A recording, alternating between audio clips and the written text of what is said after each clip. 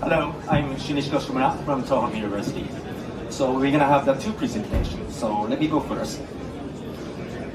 So thank you for coming here, and then I'd like to thank UNESCO IOC for including me in this presentation. So what I'm trying to share with you is our research and practices on real-time impact-based tsunami-focused facility that contribute to early warnings for all and tsunami ready.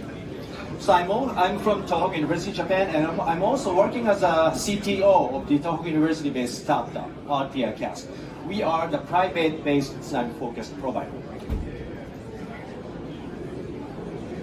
So what we do is based on the experiences and the lessons we had in the catastrophe in 2011 that caused more than 18,000 fatality. That was up to about 3% of the population in the tsunami inundation zone. So based on the lessons, what we are really concerned about is the tsunami information. So first, let me go with the standard tsunami warning messages that provided by JMA. So I think this is quite general kind of information. So we had major tsunami warning, and tsunami advisory based on the rapid estimation of coastal tsunami height with pre-computed tsunami propagation model database. These messages are based on the rapid estimation of coastal tsunami height. However, my point is there's no inundation forecast information provided in terms of the tsunami inundation. So that is what we are doing. What we do is we call that the services TsunamiCast. That is a fully operational GNSS-based tsunami inundation forecast. So take a look at on the side. On the right-hand side, what we do is to use the GNSS data, the crustal movement, to determine the fault rupture model. So you see the rectangle on the right-hand side, right? And then we were going to use that fault rupture model to run that tsunami propagation and inundation simulation on the left to acquire the estimation of the tsunami inundation like that. We are using the supercomputer in Tohoku University for the rapid estimation of the tsunami inundation. So with that, I'm talking the value of the TsunamiCast that is based on the real-time tsunami inundation damage forecast.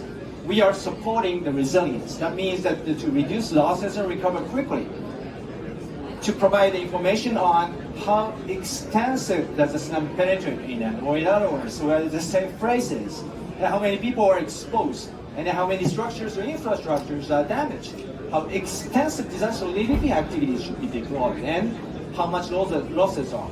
So those are, I think you will agree with this, those are very critical information for the first responders in the aftermath of the event occurred.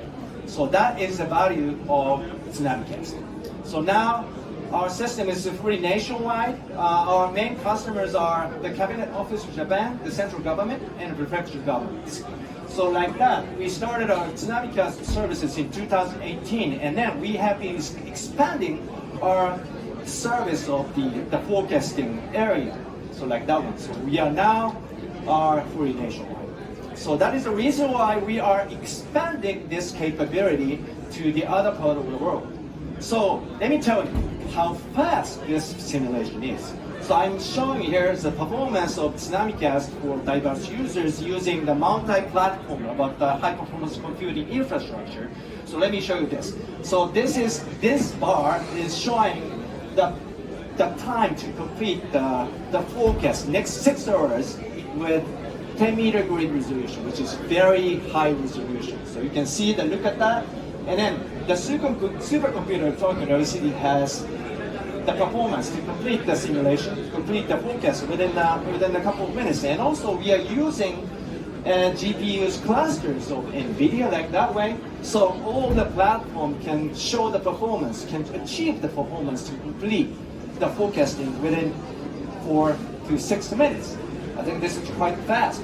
So that is the reason why we are trying to transfer this to the other part of the world using the whole full cloud system using GPU clusters. So let me show you some TsunamiCast products. So this is one of this tsunami arrival time for inland penetration. I think this information is very critical for evacuation planning to show which part of the land will be inundated within the expected minutes. And also inundation depth with the extent of inundation, and then users can add their own information or their own data. I'm showing here as one example is to add critical facilities, evacuation shelters for the prefectural users, the red pins out there. So, and also we applied the tsunami fragility curve to quantitatively estimate structural damage like that, building damage, and also exposed population. Those are the standard tsunami cast product. So now, how we expand the tsunami cast capability towards the global real-time impact-based tsunami-focused facility.